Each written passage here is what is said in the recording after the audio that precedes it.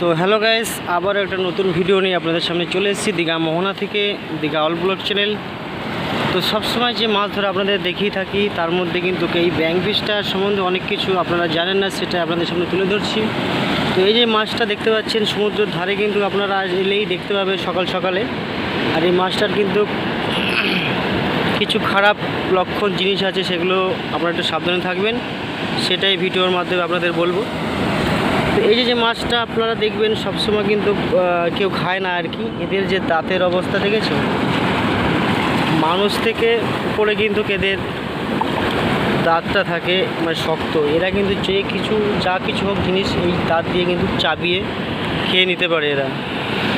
তো এটা কিন্তু এরা হট করে জ্যান্ত থাকাকালে কিন্তু এর মুখে টুকে হাত দিবেন না, এটা হচ্ছে কথা। আর এর পিঠে থাকে হচ্ছে ধারালো এক পদের কাঁটা। এই যে দেখতে পাচ্ছেন, এই যে ছোটো ছোটো এইগুলো হচ্ছে কাঁটা। এই কাঁটা যদি মানুষের শরীরে মানে আঘাত করে তো লাগে, বা পেটেও থাকে, তো সেখানে চুলকারি হওয়ার সম্ভাবনা থাকে বেশি, এমনকি আর একটু খারাপ পজিশনে চলে গেলে একটু খারাপ হয়।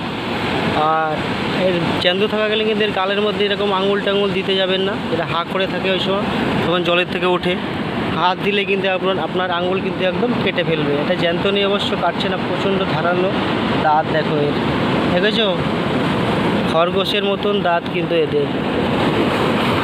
জল এসে গেল, তো দেখো এই যে চলে যাচ্ছে।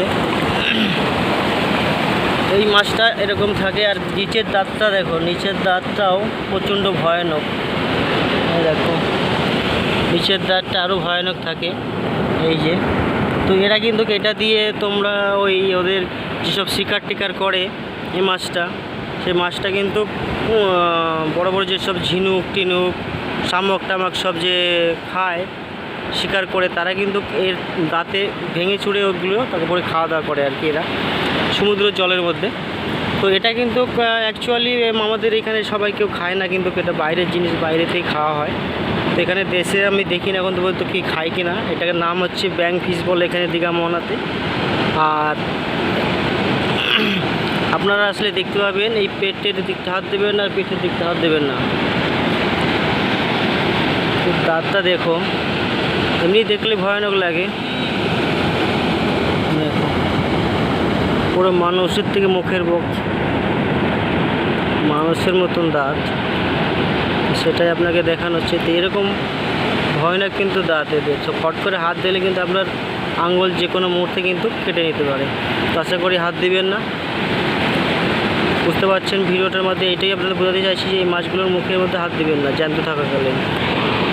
এমনি থাকো, দেখো অসুবিধে নেই, মরে গেলে হাত দিলে অসুবিধে নেই কোনো।